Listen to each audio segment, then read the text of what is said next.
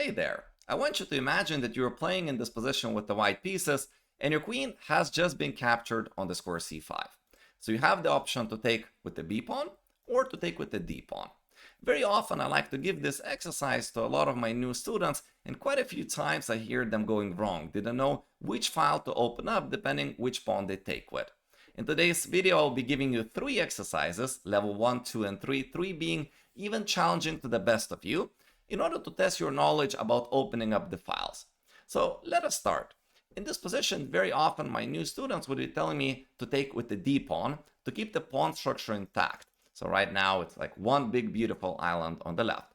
White has no advantage here. There's only one file that you're opening up, and that is opened in the position completely, and both players likely will be bringing the rooks to the d file. So for example, rook d8 and rook d1, and there is status quo. I imagine that both players will be bringing perhaps their kings right now to respective squares e2 and e7 to keep an eye on the rooks, and taking, of course, the opponent's rook would just be leading to losing the file. So it's status quo, and there are no other imbalances that we could capitalize on. No weak squares that we could be using for our rooks, no weak pawns to target, neither we can create a passed pawn because it's somewhat symmetrical.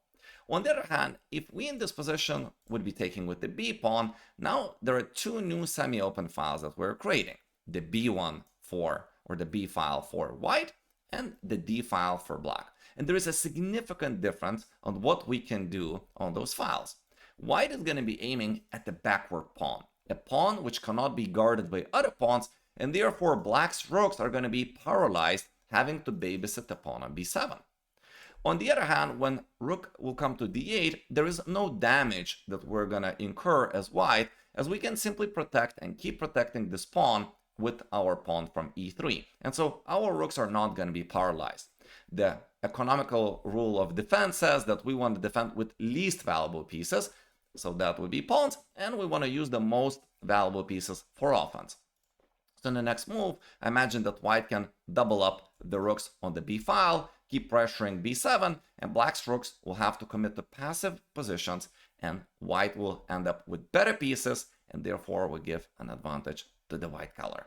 Please take a note that if at any moment black plays b5, we have en passant to win the black's pawn. Let's move on.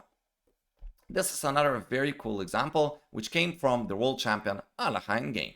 So there is this very common option to take the bishop on b6 and grab the so-called bishop pair. So if we take, they will take back, and we can enjoy these 2 beautiful minor pieces for the rest of the game. But black in this position is getting compensation of the open a file and the rook there. So they're getting compensating factor against the bishop pair, and these positions are considered to be equal or balanced.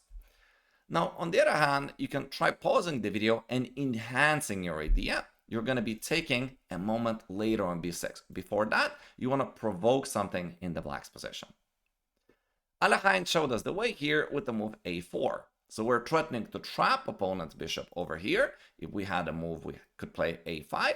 And our opponent probably needs to play a move like a6 or a5 in order to be able to react to the pawn move to a5 with bishop to a7, securing the bishop. However, right now we're able to take on b6, and not only we're damaging opponent's pawn structure in a detrimental way for them, but also we're not activating the rook like in the previous position.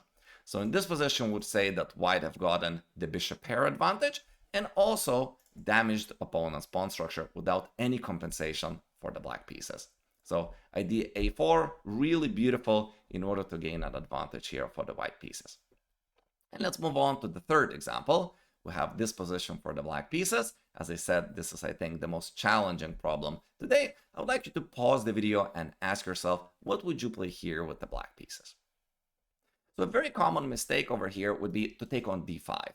If we take on d5, not only white keeps their space advantage, this pawn is so advanced, it secures really beautiful squares for the white pieces, like for example, knight to d4 after we move back, but also, most importantly, we're opening up the line and activating the white's rook. White is going to be able to press down the weakness on c7, for example, knight to d4, and if I have a chance, I want to go knight to b5, in order to attack the c7 pawn. That is going to be a target for white for the rest of the game, and black's pieces, some of them, will have to take passive positions in order to babysit that. White will have better pieces, therefore white is better. So the critical mistake here is opening up that c file. Instead, the move that you should be playing is knight to d8. In this position, we're not afraid of knight to b5, as we can simply protect this pawn with queen to d7 for now. And also, most importantly, if they're going to be taking on d5, not only they're going to be losing the space advantage they had, but also this would increase the scope of our pieces. Our pawn is going to look great on the square e6. So in this position, it's pretty much the only move to go knight to d8, as pawn takes d5 is leading to really a lot of activity for the white's pieces. I hope you enjoyed today's lesson. If you did, please consider hiring me as your personal online chess coach. My contacts are on the screen. Thank you very much for watching, and I will see you in the next lecture.